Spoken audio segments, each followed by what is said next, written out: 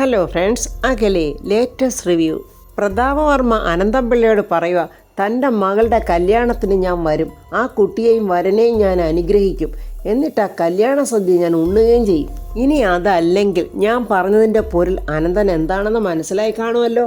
അനന്തംപിള്ള എന്ത് പറയണമെന്നറിയാതെ ഒരു നിമിഷം ഇങ്ങനെ പകച്ച് പ്രതാപനെ തന്നെ നോക്കി നിൽക്കുവാണ്. അപ്പോൾ ഒരു ചെറിയ പുഞ്ചിരിയോടെ പ്രതാപൻ പറയുന്നു, എന്നാൽ ഞങ്ങൾ ഇനി ഇറങ്ങട്ടെ, വാ ശേഖര എന്നും പറഞ്ഞ് പ്രതാപനും ശേഖരനും അവിടുന്ന് ഇറങ്ങുവാണ്. ചായയും കൊണ്ടുവന്ന് നിൽക്കുന്ന അനന്തംപിള്ളയുടെ അസിസ്റ്റന്റ് പറയുക, അയാളൊരു നല്ല പുള്ളിയാ സാറേ, സാറിനെ മന്ത്രിയാക്കാന്നല്ലയോ അയാൾ പറഞ്ഞത്.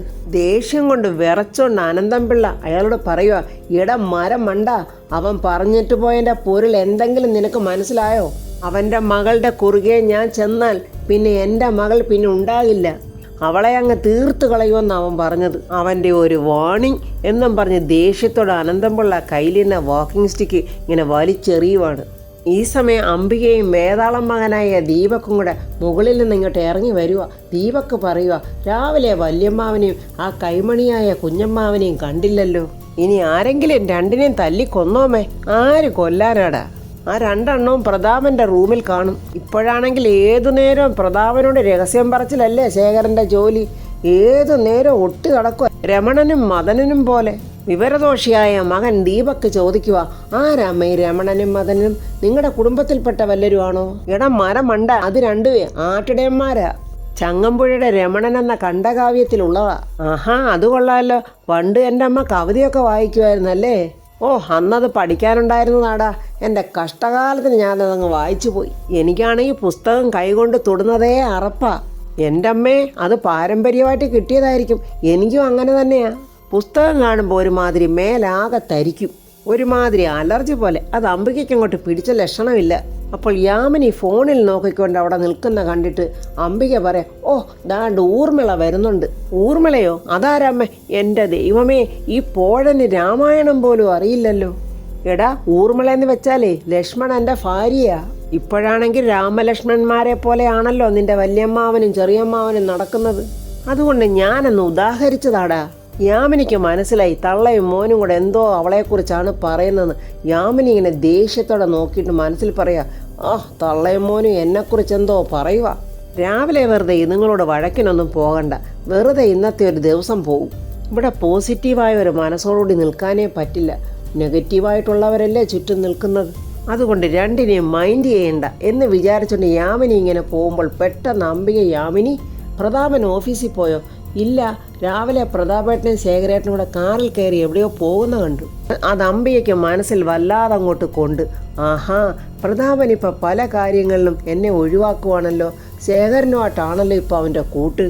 ഇതെങ്ങനെയെങ്കിലും ഉടനെ അവസാനിപ്പിക്കണം എന്നിങ്ങനെ അംബിക തീരുമാനിച്ച് നിൽക്കുക. അപ്പോഴങ്ങോട്ട് രാജുവും ഹൃദയം വരുന്നുണ്ട്.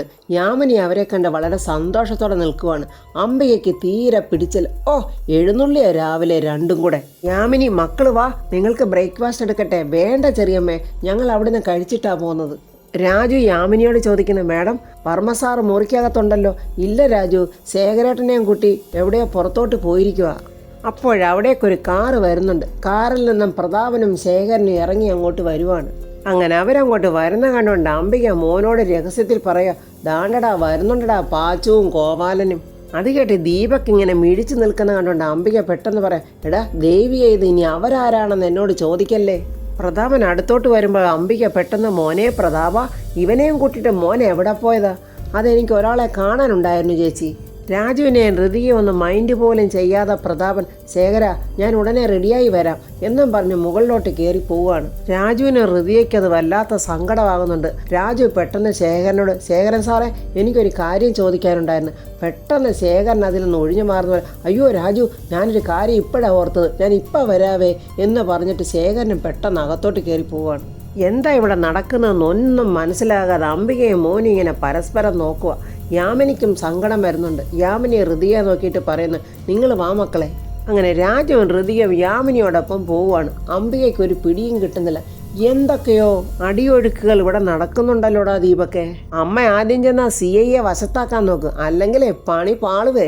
മുറിക്കകത്തോട്ട് വന്ന അംബിക ദീപക്കിനോട് ചൂടാവുക, എടാ നീ ഇടയ്ക്കിടയ്ക്ക് CI എന്ന് പറഞ്ഞ് എന്നെ വിരട്ടാനൊന്നും നോക്കണ്ട. ഒത്തിരി കാര്യങ്ങളൊക്കെ ഭംഗിയായിട്ട് കൈകാര്യം ചെയ്തിട്ടുള്ളവളായി ഞാൻ. അതുകൊണ്ടേ എനിക്കറിയാം എന്ത് ചെയ്യണമെന്ന്. അയ്യോ അമ്മേ, എന്നോട് ദേഷ്യപ്പെടുകയൊന്നും വേണ്ട. അമ്മ ചെന്ന് ആപ്പിലെങ്ങും ചെന്ന് വീഴാതിരിക്കാൻ പറഞ്ഞതേ ഉള്ളൂ. അപ്പോൾ പ്രതാപൻ മുകളിൽ നിന്ന് ഇറങ്ങി വരുന്നുണ്ട്. രാജു പെട്ടെന്ന്, സാർ ഞാനിന്ന് എന്തൊക്കെയാണ് ചെയ്യേണ്ടത്, എന്തൊക്കെ ഫയലുകളാണ് എടുക്കേണ്ടത്? അത് കേട്ടിട്ട് പ്രതാപൻ പറയാ, ഇനി മുതൽ കാര്യങ്ങളൊക്കെ ശേഖരൻ നോക്കിക്കോളും, നിന്റെ ഹെൽപ്പൊന്നും വേണ്ട. അയ്യോ, ഇതെനിക്ക് അങ്ങോട്ടങ്ങ് ഇഷ്ടപ്പെട്ട്. അംബികയുടെ മുഖത്ത് സന്തോഷം കൊണ്ട് പറയുക, ഈ വക പണികളാ പ്രതാപനിൽ നിന്ന് ഞാൻ പ്രതീക്ഷിക്കുന്നത്. വിഷമത്തോടെ രാജു ചോദിക്കുന്നു, സാറിന് എന്നോട് എന്തോ പിണക്കമുള്ളതുപോലെ തോന്നുന്നു. സാറിൻ്റെ മനസ്സിൽ എന്താണെന്നൊന്ന് തുറന്ന് പറഞ്ഞിരുന്നെങ്കിൽ അത് എനിക്കും ഒരു ആശ്വാസമാകുമായിരുന്നു. എല്ലാവരുടെ മുമ്പിലും എപ്പോഴും അങ്ങനെ മനസ്സ് തുറക്കാൻ എനിക്ക് സമയമുണ്ടാവില്ല. ഇത്തിരി തിരക്കുള്ള ആളാ ഞാൻ. വിഷമത്തോടെ യാമിനി പ്രതാപേട്ട എന്ന് വിളിക്കുമ്പോൾ യാമിനിയും ശേഖരനും ഇതിൽ ഇടപെടണമെന്നില്ല. ഇതെൻ്റെ വ്യക്തിപരമായ പ്രശ്നമാണ്. അംബികയാണെ സന്തോഷം കൊണ്ടങ്ങ് ഞെളിയുക. അയ്യോ, ഇതും എനിക്കങ്ങ് ഒരുപാട് ഇഷ്ടപ്പെട്ടു. രാജു വീണ്ടും സങ്കടത്തോടെ പറയുക, ഞാൻ സാറിനെ വേദനിപ്പിക്കുന്ന പോലെ ഒന്നും ചെയ്തിട്ടില്ലെന്നാണ് എൻ്റെ വിശ്വാസം. കൂടുതൽ വിശദീകരണങ്ങളൊന്നും വേണ്ട, ഞാൻ പറയുന്നത് അങ്ങ് കേട്ടാൽ മതി. രാജുവും ഹൃതിയും ഇനി മുതൽ ഓഫീസ് കാര്യങ്ങൾ നോക്കിയാൽ മതി. എന്ന് വെച്ചാൽ ഇപ്പോൾ ഓഫീസ് കാര്യങ്ങൾ നോക്കുന്നതും അതിൻ്റെ ഇൻചാർജും ദീപക്കിന്. അവിടെ നിങ്ങൾ രണ്ടുപേരും സഹായിക്കണമെന്നാണ് അർത്ഥം. അത് കേട്ടിട്ട് അംബികയ്ക്ക് സന്തോഷം കൊണ്ട് തുള്ളണോ എന്ത് വേണമെന്നറിയാതെ ഇങ്ങനെ മോനെ നോക്കുക. ഏട്ടാ അത് എന്നിങ്ങനെ ശേഖരൻ പറയുമ്പോൾ, നീ മിണ്ടരുത്, കമ്പനിയുടെ ചെയർമാൻ ഞാനാ, ഞാൻ എടുക്കുന്ന തീരുമാനമായത്. ടെൻഷൻ അടിക്കേണ്ട കാര്യമൊന്നുമില്ല. ഒരു സുപ്രഭാതത്തിലേ എല്ലാം ഇട്ടെറിഞ്ഞിട്ട് പോയതല്ലേ. അന്ന് അതൊക്കെ ഏറ്റെടുക്കാൻ ദീപക്കേ ഉണ്ടായിരുന്നുള്ളൂ. അതുകൊണ്ട് അവനെ ആ ചുമതലയിൽ നിന്ന് മാറ്റാൻ തൽക്കാലം എനിക്ക് ബുദ്ധിമുട്ടുണ്ട്. അവൻ എൻ്റെ എല്ലാമായ ചേച്ചിയുടെ മകനാ. അവൻ ഓഫീസ് ഇൻചാർജായി തന്നെ തുടരും. പറ്റുമെങ്കിൽ നിങ്ങൾ രണ്ടുപേരും അവനെ സഹായിച്ചാൽ മതി. ഇതൊക്കെ കേട്ടിട്ട് ശേഖരനും യാമിനിക്കും സങ്കടവും ദേഷ്യവും ഒക്കെ വരിക. പക്ഷേ പ്രതാപനോട് എതിർത്തൊന്നും പറയാൻ പറ്റുന്നില്ല. അതുപോലെ തന്നെ നിൽക്കുവാണ് ഹൃതികയും രാജു. അംബികയും മോനും സന്തോഷത്തിൽ മതിമറന്നു നിൽക്കുന്നു. ശേഖരാവാ എന്നും പറഞ്ഞ് പ്രതാപൻ ശേഖരനെയും കൂട്ടിയിട്ട് അവിടുന്ന് പോവുകയാണ്. അമ്മയും മകനും ജയിച്ച ഭാവത്തിൽ ഇങ്ങനെ രാജുവിനെയും ഹൃതികയും നോക്കി ചിരിക്കുവാണ്. രാജുവാണെങ്കിൽ ദേഷ്യത്തോടെ രണ്ടുപേരും ഇങ്ങനെ നോക്കുന്നുണ്ട്. പ്രതാപനും ശേഖരനും ഇങ്ങനെ കാറിൽ പോയിക്കൊണ്ടിരിക്കുക. പ്രതാപന് നല്ല വിഷമമുണ്ട്, ഒന്നും മിണ്ടാതിരിക്കുക. ശേഖരൻ പറയുക, രാജുവിന് നല്ല വിഷമമായി ചേട്ടാ. അവൻ നമ്മുടെ മരുമകൻ മാത്രമല്ലല്ലോ, ചേട്ടൻ്റെ ഏറ്റവും പ്രിയപ്പെട്ടവനല്ലേ അവൻ. ഏട്ടനെന്ന് വെച്ചാൽ അവന് ജീവനാ. ഏട്ടന് വേണ്ടി അവൻ മരിക്കും. അവൻ്റെ ആ മുഖം ഓർക്കുമ്പോൾ അവനത് വല്ലാതെ സങ്കടമായിട്ടുണ്ട്. എടാ ശേഖര, എൻ്റെ ഇപ്പോഴത്തെ അവസ്ഥ അവൻ അറിഞ്ഞാലുണ്ടല്ലോ, അവൻ തകർന്നു പോവും. അത്രയൊന്നും ഇല്ലല്ലോ ഈ ചെറിയ സങ്കടം. അവനെ ഇങ്ങനെ അകറ്റി നിർത്തുകയും വേദനിപ്പിക്കുകയും ചെയ്യുന്നതിൽ എൻ്റെ പ്രയാസം എനിക്ക് മാത്രമേ അറിയാവൂ. ഒരു വിങ്ങൽ പോലെ അവനോട് എന്തെങ്കിലും പറയുമ്പോൾ എൻ്റെ ഉള്ളിൽ. പക്ഷേ എനിക്ക് എന്ത് ചെയ്യാൻ പറ്റും ശേഖര? എന്നെ ഓർത്താർക്കെങ്കിലും വിഷമം വരികയാണെങ്കിൽ അതെൻ്റെ മരണശേഷം മാത്രം മതി. എനിക്ക് ആരുടെയും സിമ്പതി വേണ്ട. എന്നെക്കുറിച്ച് ഓർത്ത് ആരും വിഷമിക്കുന്നത് എനിക്ക് കാണാനും വയ്യ. ഒരു യാത്ര അവസാനിക്കുന്നു എന്ന് മാത്രം കരുതിയാൽ മതി. ചേട്ടൻ എന്തൊക്കെയായി പറയുന്നത്? അംബിക അനന്തംപിള്ളയെ കാണാൻ വന്നിരിക്കുവാണ്.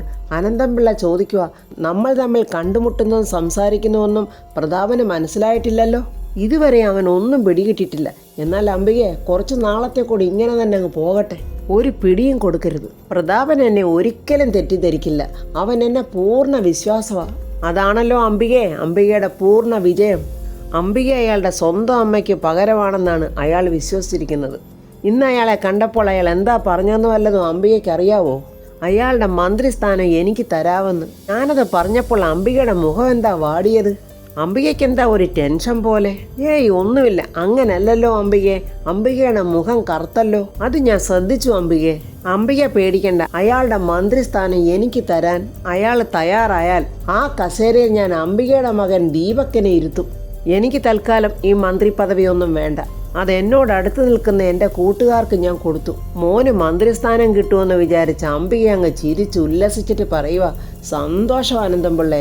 അനന്തംപിള്ളയുടെ ഈ വലിയ മനസ്സിനെ ഒരുപാട് നന്ദി. അത് കേട്ടിട്ട് അനന്തംപിള്ള ഒരു ചിരി. പിന്നെ ഞാൻ വന്ന കാര്യം മറന്നു. നമുക്ക് ജയിലിൽ പോയി അയാളെ ഒന്ന് കാണണ്ടേ?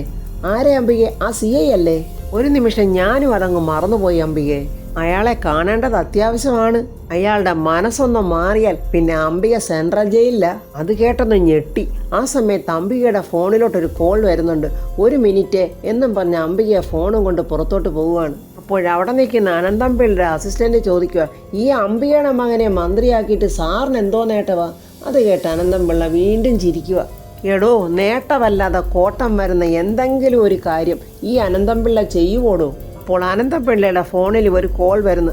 അത് നോക്കിയിട്ട് പറഞ്ഞു, ഓ എൻ്റെ മോളാ. ഫോൺ ഉടനെ എടുത്തില്ലെങ്കിൽ അവളങ്ങ് പിണങ്ങും. സ്നേഹത്തോടെ അനന്തപിള്ള മകളോട് സംസാരിക്കുവാണ് ഫോണിൽ. ഹൃതികയും രാജു ഓഫീസിലോട്ട് വരികയാണ്. അവിടെ ഇരിക്കുന്ന സ്റ്റാഫുകളെല്ലാം എഴുന്നേറ്റ് ഗുഡ് മോർണിംഗ് പറയുന്നു.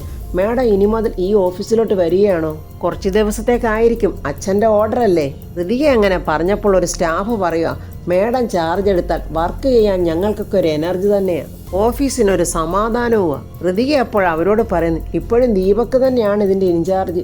അത് കേട്ടിട്ടൊരു സ്റ്റാഫ് പറയാം, അതിന് അയാൾ വർക്ക് ചെയ്യാനല്ലല്ലോ ഇവിടെ വരുന്നത്, വായി നോക്കാനല്ലേ അയാൾ വരുന്നത്. പലരെയും ഇവിടെ വളയ്ക്കാൻ നോക്കി, എല്ലാവരും നല്ല ചീത്ത പറഞ്ഞു. അപ്പോൾ ദീപക് അങ്ങോട്ട് വലിയൊരു അധികാരിയുടെ പവറിൽ അങ്ങോട്ട് വന്ന് സൈലന്റ്, വാട്ട് ഈസ് ദിസ്? ഇത് ഓഫീസാണോ മാർക്കറ്റാണോ? ഞാനാണ് ഈ കമ്പനിയുടെ ഇപ്പോഴത്തെ MD, അല്ലാതെ ദാണ്ട് ഇവളല്ല. ഹൃതികയെ നോക്കി പറയുക, ഇവളും ദാണ്ട് ഇവളുടെ ഹസ്ബൻഡും ഉണ്ടല്ലോ, ഇവിടുത്തെ സ്റ്റാഫ് മാത്രമാ. എല്ലാവർക്കും മനസ്സിലായല്ലോ.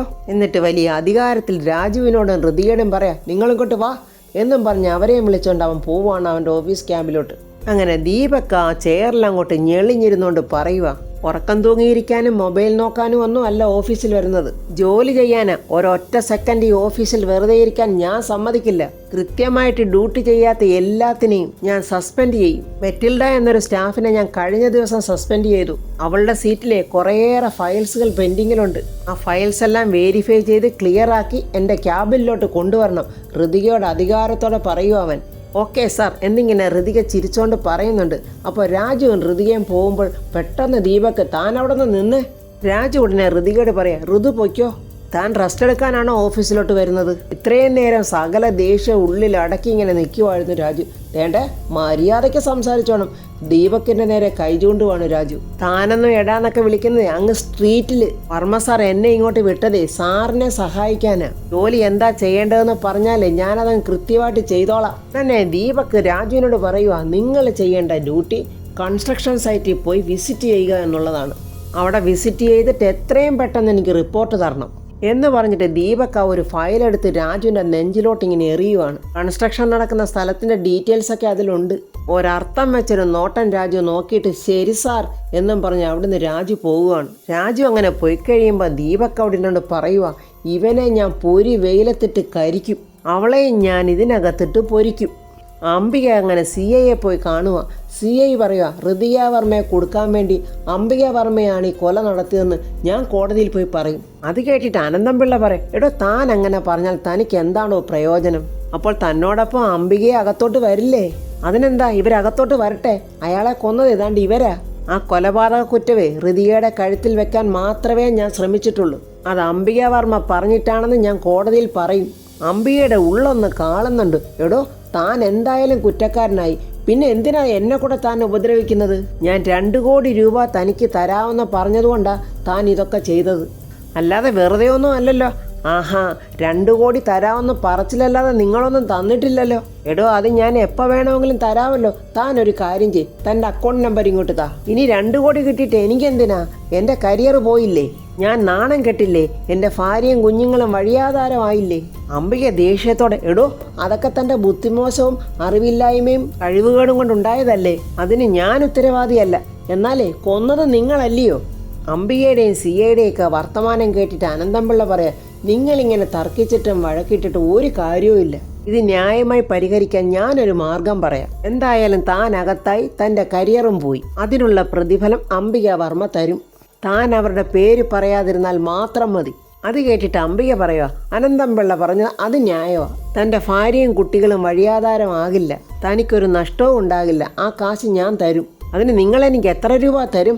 അനന്തപിള്ള പറയാം, താൻ എത്ര പ്രതീക്ഷിക്കുന്നതെന്ന് വെച്ചാൽ പറയടൂ. ആ പൈസ അംബിക തന്നിരിക്കും. അത് കേട്ടിട്ട് CI പറയാം, എന്നാലേ എനിക്കൊരു 10 കോടി രൂപ തരണം. അത് കേട്ടതും അംബികയുടെ വായകം തുറന്ന് അനന്തപിള്ള ഇങ്ങനെ മിഴിച്ചു നിൽക്കുന്നു. എനിക്ക് 10 കോടി രൂപ തന്നാൽ നിങ്ങളുടെ പേര് ഞാൻ പറയില്ല. എടോ അത് കുറച്ച് കൂടുതലല്ലേ? ഒരു കൂടുതലും ഇല്ല. എന്ത് പറയുന്നു നിങ്ങൾ? അംബികയൊന്ന് ആലോചിച്ചിട്ട് പറയുക, ആ ശരി, ഞാൻ സമ്മതിച്ചിരിക്കുന്നു. താൻ തൻ്റെ അക്കൗണ്ട് നമ്പറേ എൻ്റെ വാട്സാപ്പിലോട്ട് അയച്ചേരെ. ശരിയെന്നും പറഞ്ഞ് CI അങ്ങോട്ട് പോകുമ്പോൾ അംബിക പറയുക, അനന്തപിള്ളേ കിട്ടിയ അവസരം പരമാവധി മുതലെടുക്കുകയാണല്ലോ. അതിന് നമ്മുടെ പെടലി അവൻ്റെ കഷത്തിലായി പോയില്ലേ അംബികയെ? ഇനി എന്ത് ചെയ്യാൻ പറ്റും? അതുകൊണ്ട് അംബിക വാ എന്നും പറഞ്ഞ് അവർ 2 പേരും അവിടുന്ന് പോവുക. ദീപക്കിൻ്റെ ക്യാബിനിലോട്ട് ഒരു ലേഡി സ്റ്റാഫ് അങ്ങോട്ട് ചെല്ലുന്നുണ്ട്. സന്തോഷത്തോടെ ഒലിപ്പിച്ചുകൊണ്ട് പറയുന്നു, ടേക്ക് യുവർ സീറ്റ്. അല്ല, താനെന്താടോ ഇങ്ങനെയാണോ താൻ വീട്ടിലും? എപ്പോഴും ഇങ്ങനെ സൈലൻ്റ് ആണോ? അതെ, ഞാൻ ആവശ്യത്തിന് മാത്രമേ സംസാരിക്കൂ സാർ. എന്നാലേ എനിക്ക് ഇങ്ങനെയുള്ളവരെയാ ഇഷ്ടം, ദീപക് പറയുക. അവൻ്റെ ലീലാവിലാസങ്ങൾ ഇങ്ങനെ കണ്ടോണ്ട് ഋതിക അകത്തോട്ട് കയറി വരുവാണ്. അപ്പോൾ ഫ്രണ്ട്സ്, ഋതിക ഇനി എന്താണ് ആ ഓഫീസിൽ ചെയ്യാൻ പോകുന്നത്? ദീപക്കിനെ അടിച്ച് പുറത്താക്കുമോ? അതോ അമ്മാവൻ ശരിക്കും ദീപക്കിനെ ആ കമ്പനി ഏൽപ്പിച്ചിരിക്കുവാണെന്ന് വിചാരിച്ച് ഋതികയും രാജുവിനെ അവൻ അടിച്ചിറക്കാൻ ശ്രമിക്കുമോ? എന്തായാലും ദീപക്കിനെ അവിടെ വെച്ച് ഋതികയും രാജു തൊലി ഉരിക്കും എന്നുള്ളത് ഉറപ്പാണ്. CI അംബികയുടെ കയ്യിൽ നിന്ന് 10 കോടി വാങ്ങിയിട്ട് അവൻ വീണ്ടും അംബികയെ കൊടുക്കാൻ ശ്രമിക്കും. അംബിക അവനിങ്ങനെ പൈസ കൊടുത്തോണ്ടേയിരിക്കണം. അതുമല്ലെങ്കിൽ ഒടുവിൽ CI സത്യമെല്ലാം കോടതിയിൽ പറയുകയും ചെയ്യും. എന്തായാലും അംബിക പിടിക്കപ്പെടും. പ്രതാപൻ അംബികയെ മനസ്സിലാക്കുകയും ചെയ്യും. അങ്ങനെയുള്ള റിവ്യൂമായി നമുക്ക് നാളെ കാണാം. എൻ്റെ ഈ റിവ്യൂ ഇഷ്ടപ്പെട്ടാൽ ലൈക്കും കമൻസും, സബ്സ്ക്രൈബ് ചെയ്യാത്തവർ സബ്സ്ക്രൈബ് ചെയ്യണേ.